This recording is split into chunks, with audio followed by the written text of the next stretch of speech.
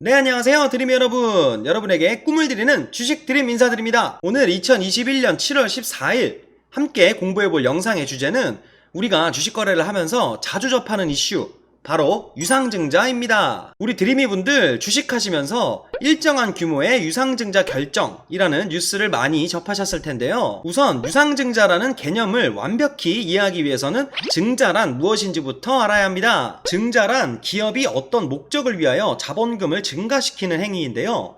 일반적으로 기업이 자본금을 증가하는 방법에는 세 가지가 있습니다. 첫 번째, 회사 이름으로 채권을 발행. 두 번째, 은행에서 대출. 세 번째, 자본금은 액면가의 주식수를 곱한 값이기 때문에 주식수를 늘림으로 자본금을 충당하는 방법입니다. 시장 자본주의 선진국에선 이중 자본금 늘리기, 즉 증자를 가장 선호하는데요. 채권 발행과 은행에서의 대출은 원금과 이자 상환에 대한 부담이 있어서 기업으로서는 주식수 증가를 통한 자금을 모집하는 것이 효율적이기 때문이죠. 자, 그럼 오늘 공부의 주제이기도 한 증자의 두 가지 경우, 무상증자와 유상증자의 구분에 대해 살펴볼게요. 무상증자란 종잣돈으로 사업을 벌여 걷어들인 잉여금을 자본금으로 옮겨 늘어난 자본금만큼 주식을 발행해 기존 주주들에게 무료로 나눠주는 증자입니다. 주주들 입장에서는 일종의 보너스 개념인 거죠. 야, 이거 오늘 완전 땡땡기죠? 단 외부에 돈을 끌어와 자본금을 불리는 것이 아니기 때문에 기업의 자기 자본 총액은 늘어나지 않습니다. 그렇다면 기업은 왜 무상증자를 실시하는 것일까요? 가장 큰 목적은 인기관리, 즉 회사의 주가관리를 위해서입니다. 주주들에게 공짜 주식을 나눠주면 주주들에게는 당연히 좋은 일이고 그만큼 해당 기업 주식의 인기가 높아지겠죠. 또한 무상증자를 한다는 것은 그만큼 해당 기업의 재무구조가 건전하다는 신호로 받아들일 수 있습니다. 간단하게 정리하자면 무상증자는 단기 주가 상승을 부르는 호재로 인식되는 것이 일반적입니다. 야호! 유상증자입니다. 유상증자란 회사가 사업을 영위하는 도중 자금이 필요해 신주를 발행하여 주주로부터 자금을 납입받아 자본을 늘리는 것을 말하는데요. 기업 입장에서는 주식을 발행해 이를 수요자들에게 팔면서 일정한 가격을 받는 유상증자가 단순히 돈을 빌리는 대출이나 채권에 비해 장점이 상당합니다. 또한 무상증자와는 달리 외부에서 돈을 끌어와 자본금을 불림으로 자기 자본 총액이 늘어나게 됩니다. 그럼 유상증자의 방식에 대해 알아볼까요?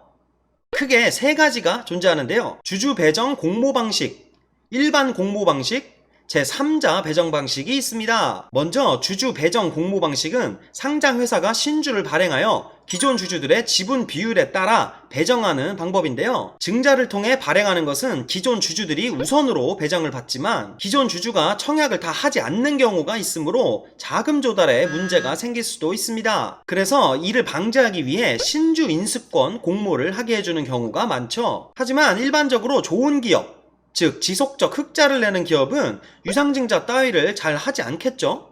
더군다나 기존의 주가보다 20에서 30% 싸게 발행하여 준다는데도 기존 주주가 청약을 하지 않는 경우는 해당 기업에 대한 기대감이 그리 크지 않다는 뜻이기도 합니다. 따라서 상황에 따라 호재가 되기도 하지만 악재가 될 수도 있는 경우의 방식입니다. 두 번째는 일반 공모 방식입니다. 기업이 그 회사의 주주가 아니라 일반 대중한테 기업 공개하듯 주식을 공모하는 방법인데요. 이것은 기업으로서 기존 주주를 무시하는 행위로 봐도 무방하고 기존 주주들의 권리인 신주 인수권을 침해하는 행위입니다. 물론 기존 주주들도 참여할 수야 있지만 자기가 가지고 있던 주식의 가치가 희석되기 때문에 엄청나게 싫어하죠. 기업이 기존 주주들에게 신뢰를 완전히 잃은 경우에 선택하는 방식인 만큼 공모가는 시가보다 낮으며 유상증자 공시 이후로 공모가 근처까지 하락하게 됩니다. 어려우시죠?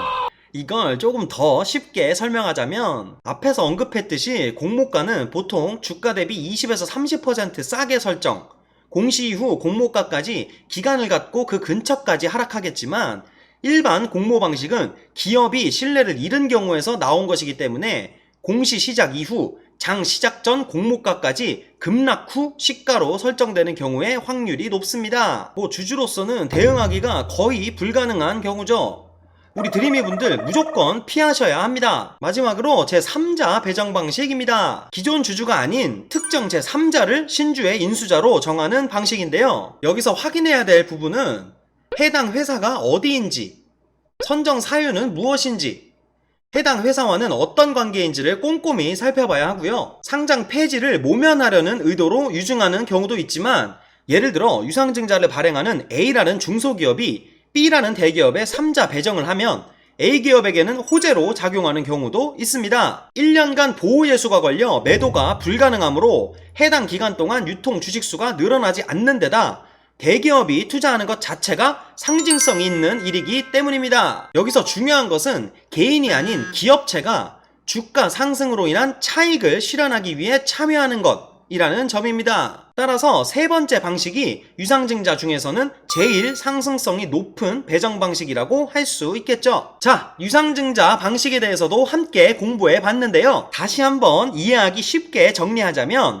유상증자는 일반적으로 기존 주주의 권리와 재산이 훼손되는 것이기에 대부분은 악재로 분류됩니다. 물론 시설 확충이나 M&A 등 기업의 성장에 도움이 되는 자금 조달의 목적이라면 중장기적으로는 주가에 긍정적으로 작용할 가능성이 크지만 운영 자금이나 채무 상환의 목적으로 유증을 하는 것이라면 주가에 악재가 될 확률이 높습니다. 특히 채무 상환 목적으로 증자를 여러 번 하는 기업들은 주주 돈을 빼내 채권자들에게 갚는 경우가 대부분이므로 이런 기업들은 투자를 피하는 게 상책입니다. 드림 여러분, 잘 아시겠죠? 또한 유증의 규모가 시가총액 대비 비율이 어느 정도인지 살펴보는 것도 중요하겠습니다. 오늘 이렇게 유상증자에 대해 공부해 봤습니다.